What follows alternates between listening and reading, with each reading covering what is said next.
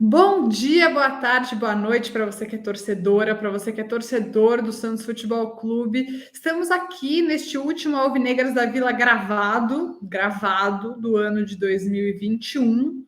Ainda teremos um encontro marcado Spoiler!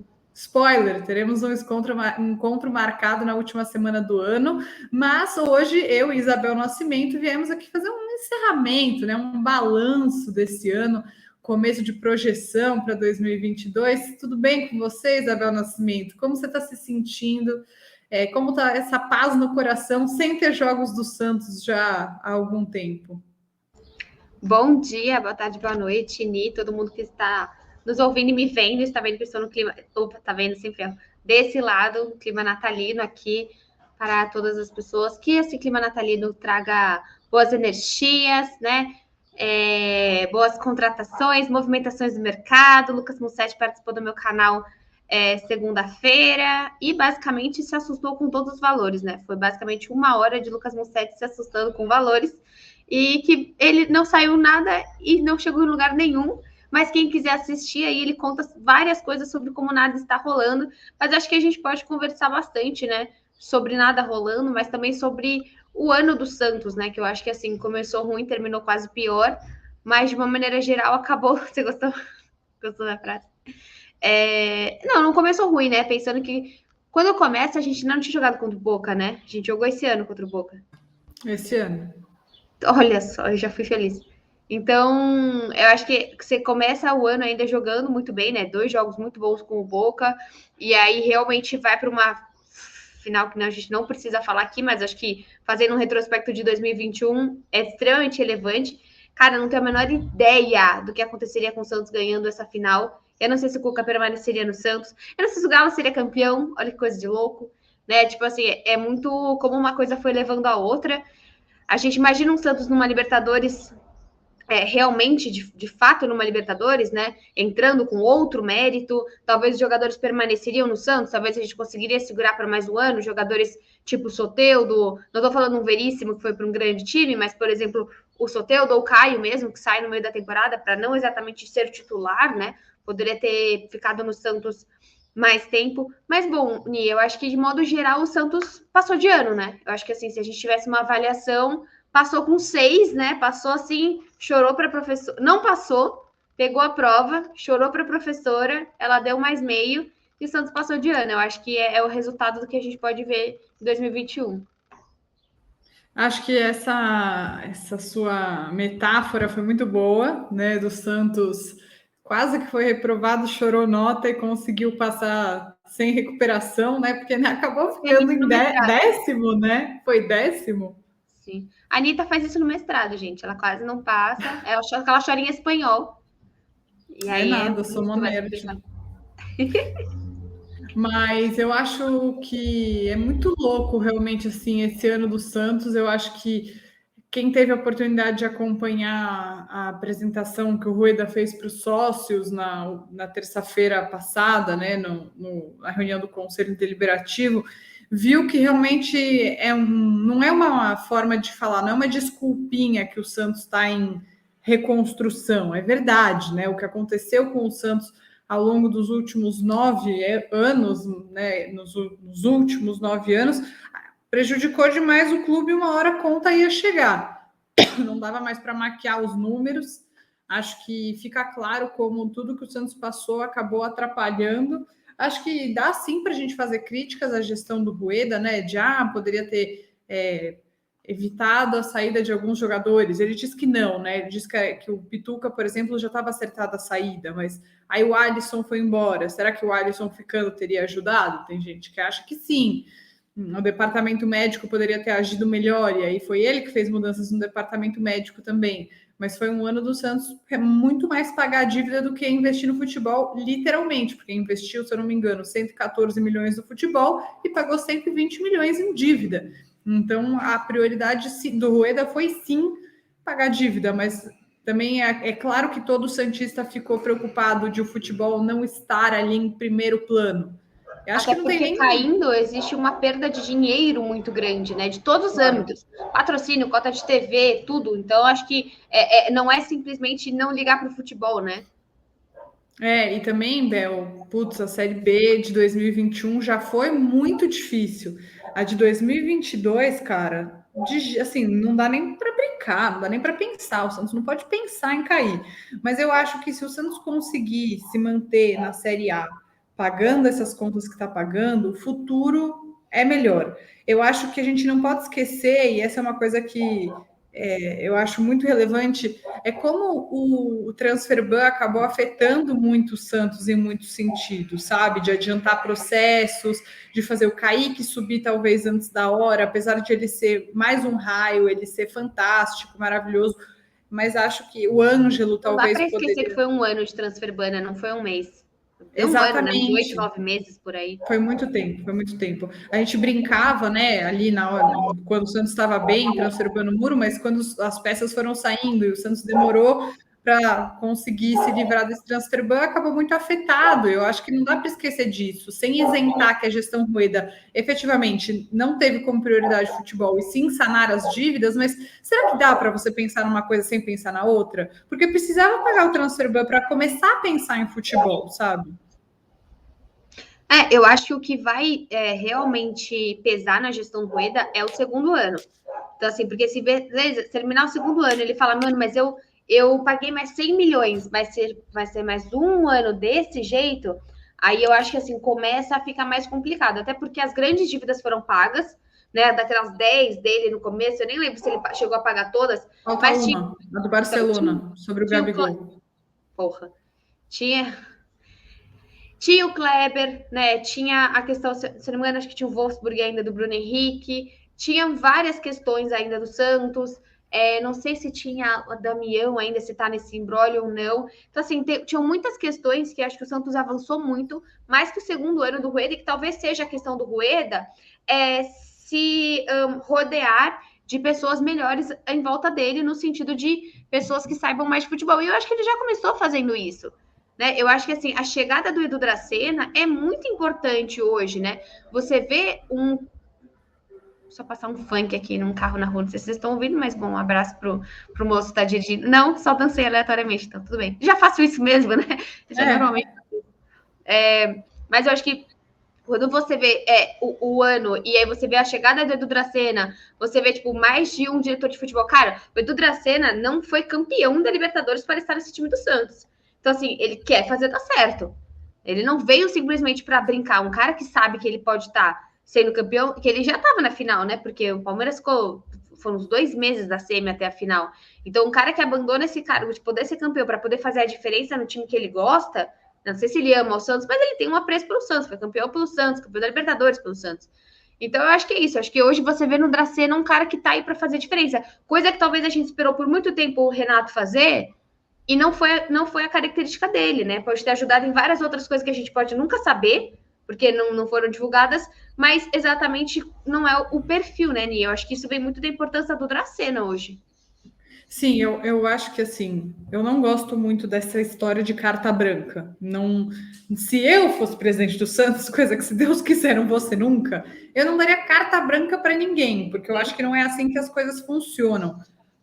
Tanto é que, ao que eu entendi, ficou meio uma coisa ali no fim do ano de a maior parte do CG queria que o Carille ficasse, o Dracena ainda estava em dúvida, acabou que decidiram por ficar, né? Ainda bem, mas enfim. Eu não trabalharia dessa forma, né? Mas acho que o saldo do que a gente pôde ver do Edu Dracena foi mais positivo do que negativo, né? O Santos conseguiu escapar do rebaixamento, correu até, depois que o Dracena chegou, correu até menos risco do que, por exemplo, o São Paulo, entendeu?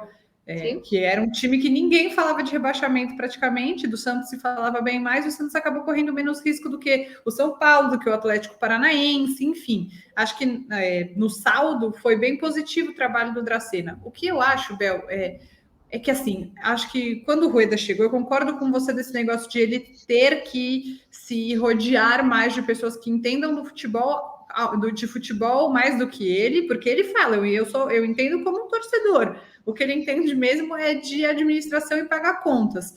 E aí acho que ele precisa de uma pessoa que entenda de futebol, mas que também entenda que o Santos está, sim, num período de reestruturação que não é só de um ano.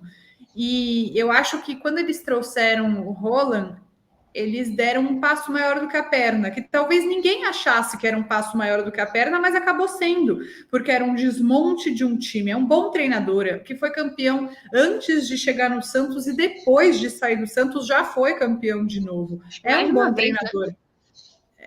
Eu acho que sim. Mas no sentido de que não era o momento para ele, que o Santos precisava de alguém, talvez desde o início, como o Carille, que está ali para, como o Giovani sempre fala, eu sempre repito, eu adorei essa frase do Giovani, que o Carille é o remédio para um Santos doente. O Santos continua doente, o Santos em 2022 não vai estar totalmente são. E aí acho que o grande erro, e que eu não achei que fosse um erro, acabou sendo o Fernando Diniz. Acho que o Roland foi uma boa ideia, mas que talvez não era o momento apropriado para trazer alguém de fora, que não compreendesse tão bem o que é um clássico, que não dá para você perder de um Palmeiras de 4-0 no Campeonato Paulista, mesmo sendo insignificante. Também, né? Perdeu de 4-0 para o São Paulo também. Enfim, tudo errado, entendeu? Quase fomos... 3-0 para o Corinthians na Vila Belmiro. Tá vendo? Tudo uma desgraça. Eu nem sei agora se esse 4-0 para o Palmeiras foi no Paulista, já nem lembro mais. Também não sei, não. Eu sei que o do São Paulo foi, que eu tenho certeza.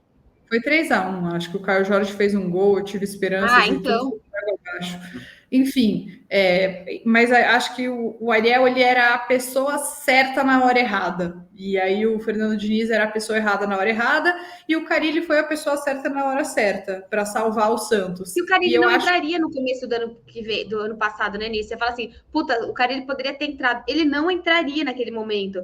Não teria nenhum respaldo da torcida de conseguir trazer aquele cara. O Carille entrou quando o Santos mostrou toda a sua deficiência defensiva, e que daí chegou um cara e falou, cara, é melhor a gente jogar mal e ficar do que a gente manter com o nosso DNA, teoricamente, que eu canso desse negócio de DNA do Santos, cara. O DNA do Santos é um time competitivo, a gente vai ter que, não é mudar o DNA, é evoluir o DNA. Eu acho que é isso, assim, não precisa você ficar preso a algo que, sinceramente, você quase caiu sendo preso a esse algo, sabe? Mas eu concordo com tudo que você disse, o Ariel é um puta profissional, não foi na hora certa. Depois do Ariel, o Diniz, eu nunca gostei do Diniz, no sentido de, tipo, por exemplo, no Vasco ele já saiu também, já entrou, já saiu, tá sem clube agora. Então, é um cara que, assim, para um Santos nervoso, eu lembro muito do Carille falando isso. A mídia já tá pegando pesado, os jogadores já estão sentindo, a família deles, tipo, todo lado, para que eu vou ser o cara? Não é que ele vai passar pano, mas para que eu vou ser o cara que vou xingar, que vou expor, sendo que eu já sei. Ele fala, meu, eu cheguei aqui, tava todo mundo de cabeça baixa, tava todo mundo triste, sabe, assim, porque tava todo mundo sem energia, sem disposição, com medo. Cara, aquele time que entrou, olha, você pega o Lampere, você pega por onde esse cara for. O time que entrou contra o São Bento nunca vai esquecer desse jogo na vida. O cara pode estar na Champions. Você pode falar que o top 10 jogos da vida dele vai ter o desespero desse jogo contra o São Bento, cara, juro. Cara, eu não sei os jogadores, mas para Isabel Nascimento eu sei que esse jogo jamais será superado. Essa é uma certeza que eu tenho. Mas eu acho que foi um ano muito difícil assim para o Santista, no sentido de ter ido do céu ao inferno muitas vezes. Chegar na final da Libertadores, ganhar daquele Boca e perder a final. E aí, contratamos um baita técnico e aí deu tudo errado. E aí, o Santos teve uma boa sequência com o Diniz e depois tudo ficou horrível. Aí no jogo contra o Grêmio, fez o gol, foi anulado e aí validou. Então, assim, foi muito difícil encarar as emoções de ser Santista em 2021. E até por isso, assim, eu acho que eu quero projetar um 2022 melhor, até primeiro porque realmente acredito nisso. Mental, né? Mas eu realmente acredito, mas também pode ser um mecanismo de defesa para eu dizer para mim mesma que vai ser melhor. Acho que o Santos mostrou também esse ano, Bel, a importância da torcida, né? Todo time, óbvio, né? Que a torcida é muito importante, mas o quanto a Vila Belmiro e a torcida do Santos dentro da Vila Belmiro são fundamentais para o Santos Futebol Clube, sabe? Acho que isso ficou muito claro no ano de 2021, porque a volta da torcida mudou tudo. É que eu acho que a questão de ser o Santos é porque a torcida do Santos ela não é vista como uma torcida tão assídua ao estádio, né? Faz muito tempo que a gente briga com isso com a torcida do Santos. Que não vai, que tem preguiça, que o torcedor na Vila não nota mais a Vila, que a Vila não é mais alçapão. Então, assim, não é simplesmente você pega, sei lá, alguma torcida que, poxa, Não importa, às vezes, a torcida do Nordeste mesmo, seja o Ceará, seja o Fortaleza, esses times que você vê, caramba, não importa a divisão, os caras estão sempre lá, né? Deu para ver a felicidade do Fortaleza, até indo para Libertadores e tudo, até agora com o Wagner Leonardo, que a gente pode comentar também. Mas eu acho que foi importante não só para ver o resultado, mas para mostrar que é uma torcida ativa, que por muito tempo foi uma torcida vista como preguiçosa, e em partes já foi muito preguiçosa, sim. A gente sabe que a gente reclamava de 2 mil torcedores, 2.500, 3 mil torcedores, e hoje não. Hoje o Santos lotou todos os jogos que a gente estava com tipo torcida aberta, aberta para a torcida no caso, e que fez toda a diferença. Acho que o único jogo ruim foi o contra o Palmeiras, foi o que eu fui. Mas tirando isso, e eu acho que contra o América, Bel. Contra a América que o em Jamota casa. fez o pênalti, foi expulso e a gente perdeu. Verdade. Mas eu acho que além da torcida. Mas nosso colega e amigo Felipe Noronha, quem conheci pessoalmente neste fim de semana, fala uma coisa que eu acho que ele tem razão, que esse jogo foi importante, porque foi a partir deste jogo que o Giamota nunca mais jogou pelo Santos. E apesar de eu não ser uma hater do jogador, eu acho que isso mudou a história também. Eu acho que o meio de campo. Sim, eu acho que hoje você tem um meio de campo muito interessante do Santos, né? Você tem esse cara, esse Bruninho aí que estão falando que tá chegando, tem outras pessoas também vindo, mas é um meio de campo que lembra muito esse tal DNA do Santos, mas não por ser ofensivo, mas por ser mais leve e criativo. Hoje a gente tem duas peças ali no meio, você tem, por exemplo, o Zanocelo, você tem o Pirani, inteligentes. São caras que pensam o futebol, são caras que têm uma outra visão de futebol que é muito diferente do Jean Mota, que é muito diferente até do próprio Balieiro, que é jovem, mas ao mesmo tempo não tem essa noção, tipo, essa diferenciação criativa. Acho que até, se eu não me engano, hoje é aniversário do Ângelo, ri muito com, nossa, ano que vem já é 18ão. Aí eu, tipo, mano... Cara, achei sensacional isso. E como, cara, a gente precisa de um moleque. É um moleque. Tipo, fez 17 anos, acho que hoje. Hoje é dia 21. Hoje ou ontem. Isso é incrível, assim. Isso é muito Santos, mas hoje, dia 21. Né? Dia 21 ele fez 17 anos. A gente conversou com a Nájila esses dias, né? Vai sair em algum momento aí no canal dela. Mas foi muito interessante a gente falando do Juan, né? Eu acho que como o Santos não pode depender desse menino, cara. Porque de uma semana para outra ele virou imprescindível. E a gente não pode fazer com ele o que a gente sempre faz todos os anos, né, Ni? Sim, o Juan é um pouco mais velho, né? Ele já acho que tem 20 anos, se eu não me engano. Mas eu acho que pode ser interessante. Mas aí, Bel, eu acho que pode ser interessante fazer um paulista, ainda já começando a falar aí um pouco de 2022, essa segunda parte do podcast de hoje, que o Juan não entre da mesma forma que o Ângelo e o Kaique entraram, e o Pirani, totalmente na fogueira, com só jogadores jovens. Não, ele poderia entrar no Campeonato Paulista já com companheiros mais experientes, com o Pirani no segundo ano, com o Sander que já está no, sei lá, terceiro, acho, ano de já 2022 deve ser o terceiro ano dele como profissional, um Ângelo já muito mais maduro, com jogadores efetivamente mais velhos. Já ambientado, né? Com 20, 21 anos, com um ótimo goleiro que ganhou muita confiança ao longo do ano, como o João Paulo. Então, acho. E além de outros jogadores, como o Braga, que é mais velho, um Velasquez da vida na zaga, um Luiz Felipe, enfim, o Camacho, que já é um jogador mais rodado. Né? O próprio Felipe Jonathan. Então, acho que o Juan, ele pode. Acho que ele vai ter uma oportunidade que o Pirani não teve, que o Ângelo ainda não teve, que o Kaique não teve, que é de entrar num time melhor estruturado. Isso sempre ajuda o jogador a crescer. Acho que o transfer ban impediu o Santos de 2021 de dar essa oportunidade para os jogadores mais jovens, sabe? De ter uma estrutura ali para que eles fossem potencializados. Então, acho que talvez em 2022 o Juan tenha essa possibilidade. E falando assim, acho que de reforços, né?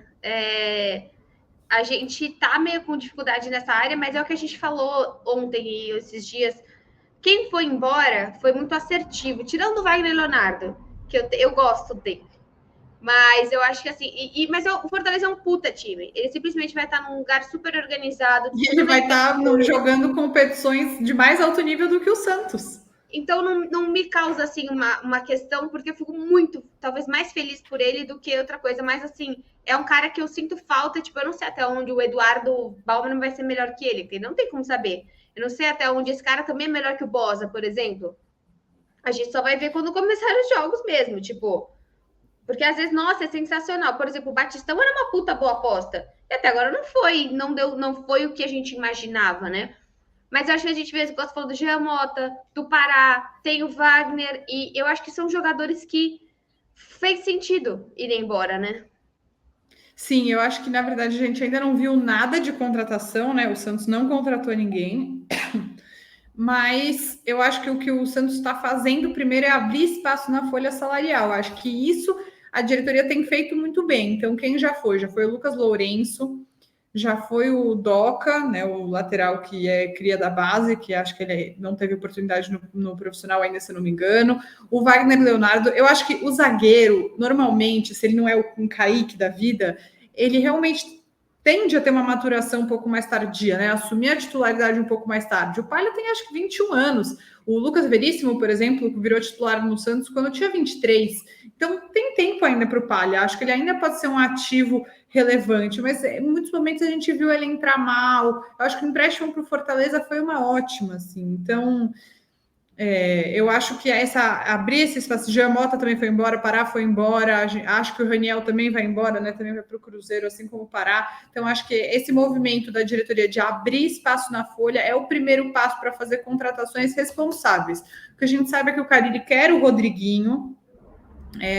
Eu entendo quem fala, mas o Rodrigo não é melhor que o Pirani. Tudo bem, mas a gente viu o Pirani tantas vezes sentindo jogos grandes. Ele é um menino, ele tem 19 anos, tudo bem ele não ser titular em absolutamente todos os jogos. E o Carille mostrou um monte de vezes que ele estava disposto a colocar o Pirani no segundo tempo, ou titular em algumas outras partidas. Eu não sou uma pessoa tão radical no sentido de esse não presta para o Santos de jeito nenhum. Enfim, óbvio que tem uns que eu diria isso, mas eu não sou uma especialista, não assisti todos os jogos do Bahia no ano para dizer se o Rodriguinho serve ou não.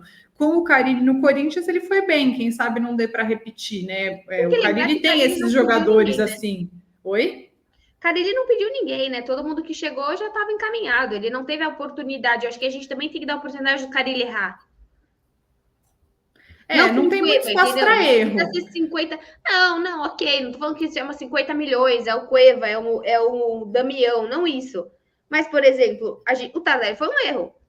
Um erro, assim, não deu certo, né? Não deu certo. O Bosa pode ter visto como um erro, porque chegou não renovou. O Moraes, se não renovar, pode ter sido... Entendeu? Tipo, são vários fatores que você pode enxergar como que não deu certo. Eu acho que tem esse espaço para o Carille também errar nesse sentido. É claro que, assim, o Rodriguinho é uma aposta muito grande. Não sei, assim, como eu falei, eu vejo... Não sei se é uma aposta, é um jogador rodado, tem experiência. Não, uma aposta para dar certo no Santos, tipo o Tardelli, entendeu? Porque ele é mais... É tipo o Bigode também seria uma aposta. Mas os dois são mais velhos, né? O Tardelli tem 36 e o Bigode acho que tem 36 sim, também, e o Rodriguinho tem 33. Mas nessa idade, 3 anos faz muita diferença. Achei que você fosse falar 22, não é tanta diferença. Não, mas acho que nessa idade faz diferença. Mas aqui eu queria xingar um pouco algumas pessoas. Queria xingar. Vontade. Obrigada, amiga. Eu queria xingar quem está lamentando que o Jandrei vai sair do Santos. Gente, tenha essa paciência, né? O Santos fez uma movimentação no mercado por uma circunstância de um time perigando ser rebaixado, precisando de um goleiro reserva que não fosse um menino da base que poderia ser queimado e o John machucado. Fez uma contratação sem custo, pagou ali um salário uns meses e é isso. Agora o John está voltando.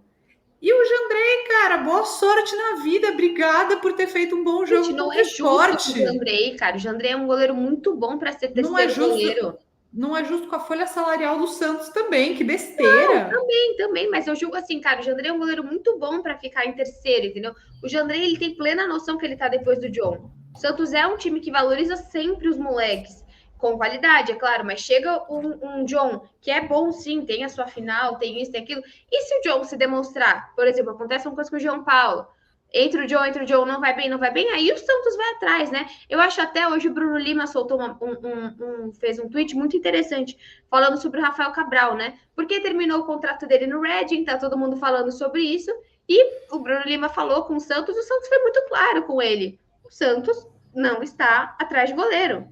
Então, E assim, alguém também escreveu uma coisa que é muito boa sobre essa questão do Rafael. O Rafael é muito bom para ser reserva do João Paulo. O João Paulo é muito bom para ser reserva do Rafael. Não tem espaço para os dois em um time, na minha opinião. Eu acho que o John, como goleiro reserva, tá de muito bom tamanho, sabe? cara, assim, eu também acho que tem um ponto. Rafael é legal, é histórico, extremamente importante, mas a gente tá realmente assistindo aos jogos do Reading, tipo, ele tá nesse alto nível, a gente consegue ver, é diferente, cara, o cara não é o mesmo de 2011, sabe? São 10 anos. Para goleiro é interessante, você pega o Everton no Palmeiras, é muito bom, a gente tem o Alisson, óbvio que a gente tem goleiros que são, mas o Cássio mesmo tá em alto nível há muito tempo, mas assim, é diferente, cara. Você vai tirar o John e o Rafael hoje é uma aposta. O cara, você acha que o gramado que ele tá jogando lá na segunda divisão do Campeonato Inglês é o mesmo que ele vai jogar com o Piraporinha agora no Paulista? Não é. Tipo, eu acho que assim, é uma mudança de concepção. E outra, o que o Mussetti falou na live. Cara, ele ganha em Libra.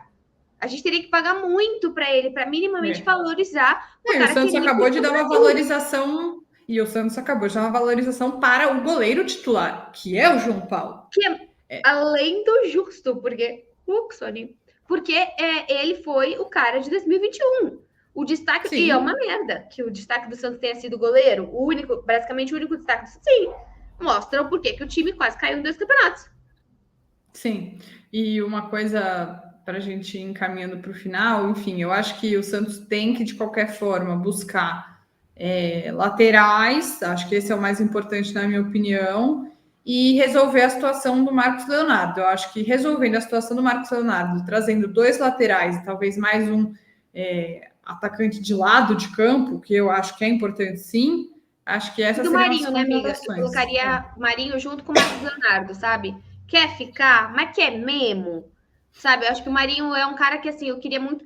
Eu acho que uma proposta gigantesca da Arábia para ele seria muito bom. Para o Santos ir para ele. Porque eu acho que, assim, tá o momento dele, cara, realmente fazer ele é muito talentoso, ele é muito diferenciado, mas eu não sei o quanto ele ainda tá afim de pegar um Santos que não vai disputar nada demais esse ano. E assim, talvez você colocar lá na frente, você conseguir jogar, seja com o Marcos Guilherme, seja com o Lucas Braga e o Ângelo, talvez podem ser pessoas com mais vontade Sim, de encarar uma eu também acho. Sul-Americana, entendeu? Porque, cara, imagina o sentimento de você jogar o melhor ano da tua vida. Não que o Marinho já tenha ganhado alguma coisa mais importante que uma Sul-Americana, mas eu concordo com você. Não, mas assim, cara, você teve o melhor ano da tua vida, você foi rei da América e não chegou nenhuma proposta que realmente te brilhasse o olho do seu clube. Então, deve ser desmotivador. A gente sabe disso. A gente viu o Vanderlei, cara. Eu lembro muito do Vanderlei. Quando o Vanderlei não vai para a Copa, ele, o ex-goleiro do Santos, eu não sei nem se ainda tá no Vasco, mas assim, quando ele não vai para a Copa, cara, ele desmotiva de uma maneira. Ele faz 2017 brilhante, não é chamado para a Copa de 2018. Cara, o Vanderlei começa a decair, porque, óbvio, não é só gente que tem psicológico abalado com o Santos. Então, eu vejo muito no sentido de, assim, ver quem quer ficar. E também, assim, também eu entendo que o Marinho não vai conseguir falar, eu não quero, toma aqui uma proposta de 10 milhões da Arábia. Ele também não consegue fazer isso. Mas é um cara que, infelizmente, se você pega a quantidade de vezes que o Marinho jogou esse ano, não tô nem falando de jogar bem, é entrar em campo, é ver como tá o joelho dele, sei lá, o panturrilha, o tornozelo, tudo isso, né? E Bel, para a gente finalizar, eu sei que você, como você é mais otimista do que eu, mas você espera que o ano de 2022 seja igual, melhor ou pior para o Santos? Eu acho que vai ser melhor, eu espero, né? Na verdade, assim, eu realmente acho que a gente não briga para cair no Paulista. Eu acho que isso seria inadmissível de novo. Eu acho que isso é além do absurdo, sabe? 2 anos seguidos, porque o campeonato regional é muito mais fraco, mesmo sendo regional, o melhor regional do país, é muito fraco. A você comparar infraestrutura, salário com alguns times que estão lá. Então, eu penso nisso. Eu acho que o Santos tem chances de Libertadores, mas eu imagino um Santos realmente num 11º, nono lugar num brasileiro. Eu não consigo ver um avanço tão grande de um Santos no brasileiro, mas eu quero enxergar um paulista e uma sul-americana um pouco melhor. E uma Copa do Brasil também não vejo muita capacidade do Santos chegar muito longe, tá cada vez mais difícil. Eu acho que eu imagino um Santos numa oitava acho que é pouco, uma quarta de final pelo menos. uma Sul-Americana talvez chegando na final, talvez na semi, acho que na final, realmente, cara, eu acho que o Santos ainda não consegue ter o psicológico para chegar numa final hoje, só do Paulista. Hoje, dia 21/12/2021, eu enxergo o Santos, se você falar, o Santos vai estar numa final ano que vem, eu vejo o Paulista. Então, eu acho que essa é a minha expectativa. Eu tô no mesmo caminho assim que você. Acho que não tem, sim, não acho que o Santos vá passar grandes desesperos no Campeonato Brasileiro, mas também acho que assim, um G10 talvez seja mais um ano sem conseguir ir para Libertadores pelo Brasileirão, quem sabe ganhando aí uma Sul-Americana. Acho que esse tem que ser o grande foco do Santos, assim, fazer um Campeonato Brasileiro tranquilo. E eu espero que o Santos consiga fazer um ano de um técnico só. Não só porque, inexplicavelmente, eu gosto do Carille e ninguém nunca vai entender exatamente o porquê, mas no sentido de ter uma estabilidade. Acho que não é tão difícil gostar dele, assim. Eu sei que você viu a possibilidade de trazer o Carille muito antes das pessoas, trouxe isso muito antes. Não, é verdade, isso é um mérito seu, mas ele não é uma pessoa tão difícil de ser gostada, ele é muito honesto, ele é muito sincero, ele é muito Sim, racional. meu pai fala isso. Meu pai não gosta do estilo de jogo dele, mas ele fala ele é muito honesto, então é difícil não gostar dele. Porque você vê sinceridade no que ele fala, entendeu? Você não vê ele inventando E também porque ele consegue ver os próprios erros, isso também é bom. Ele não é egocêntrico, ele não é um técnico que quer ser maior que o clube, ele não é grosso, ele parece, né, gente, aqui do outro lado, uma pessoa muito humilde. Então, assim, ele parece uma pessoa fácil de ser gostada. E aí a gente vai aprender a gostar do técnico Carille, mas a pessoa Carille é como o Ariel, entendeu? Só que precisa dar certo dentro de campo também.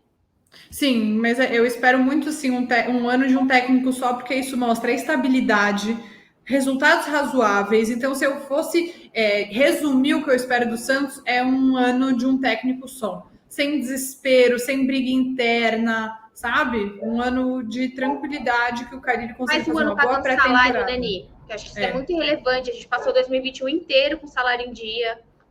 Sim, verdade. Você tem toda a razão. Que a gente acaba não lembrando porque esportivamente não foi tão bom. Bom, é isso, gente. Feliz Natal, boas festas. Feliz Natal, pessoal que comemora Natal, diferentemente de mim, que não comemoro. E aqui a gente é muito diverso. Sério. Exato. Semana que vem, aguardem novidades aqui. Natal esse ano. Certeza que eu vou falar em alguma hora. Pode desejar, eu te desejo de volta. Eu só não comemoro. Mas semana que vem, aguardem novidades, vamos encerrar o ano. Para o ano que vem também vamos planejar coisas novas para vocês. E é isso aí. A Bel, para quem está vendo, até fez uma pequena dancinha tímida aí no final. E é isso. É isso, gente. Né? Um beijo, Feliz Natal, até semana que vem.